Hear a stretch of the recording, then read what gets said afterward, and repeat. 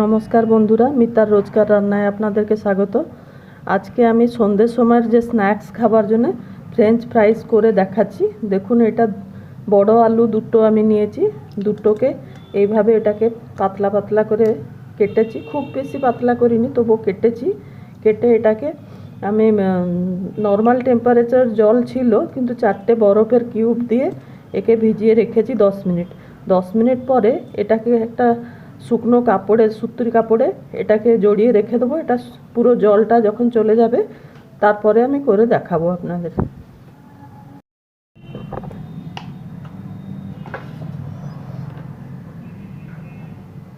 আলুটাকে জলে ছেঁকে এই সুতোর কাপড়েতে আমি একে জড়িয়ে রেখে দিয়েছি 5 মিনিট 7 মিনিট। তারপরে আমি দেখাচ্ছি। এতে একটু কর্নফ্লোর নেবো,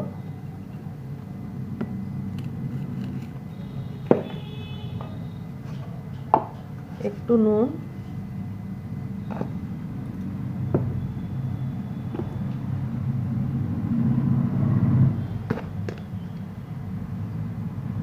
আর একটু হলুদ গুঁড়ো। এটাকে দিয়ে ভালো করে মিশিয়ে নেব।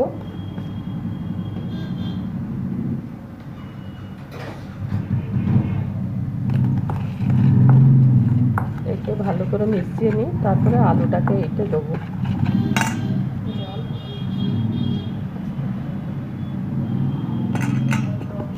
কারণ আলুটা যত জলেতে কাপড়ে মুছলেও তবুও আলুটা একটু ভিজে ভিজে থাকে। তো আমার মনে হচ্ছে যে এটা বেশি জল হয়ে গেলে অসুবিধা হবে, এটাকে মানে জল জল হয়ে যাবে ছাঁকবার সময়। আর যদি দরকার হয় আলুটা দেবার পরে, তাহলে 1 চামচ মতন জল এতে দিয়ে দিলে হবে।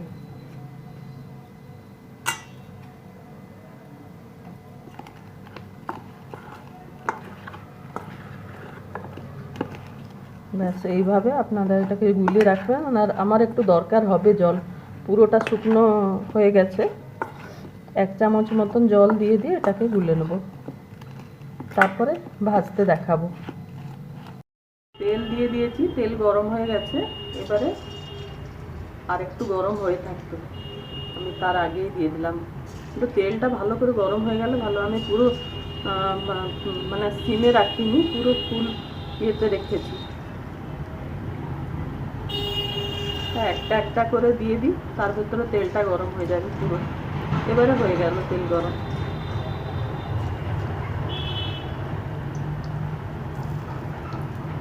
যে কোনো জিনিস, একটা বাইরের খাবার তৈরি করতে গেলে একবার দুবার তো নিজের ভুল হয়।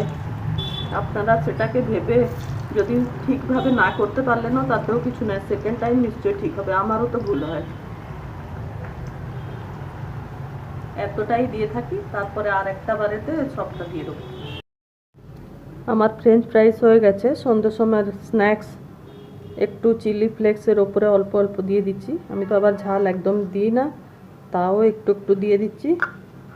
আর এর ওপরে একটু টেস্ট ভালো লাগবার জন্য ম্যাগি মশলা, একটু ম্যাগি মশলা দিয়ে দিলাম। আপনারাও যেভাবে দেখালাম একবার আপনারাও খেয়ে দেখুন। ভালো লাগলে আমার চ্যানেলটাকে লাইক শেয়ার সাবস্ক্রাইব করবেন। আমি যাচ্ছি খেতে চায়ের সাথে, আপনারাও তৈরি করে খেয়ে নিন। ধন্যবাদ।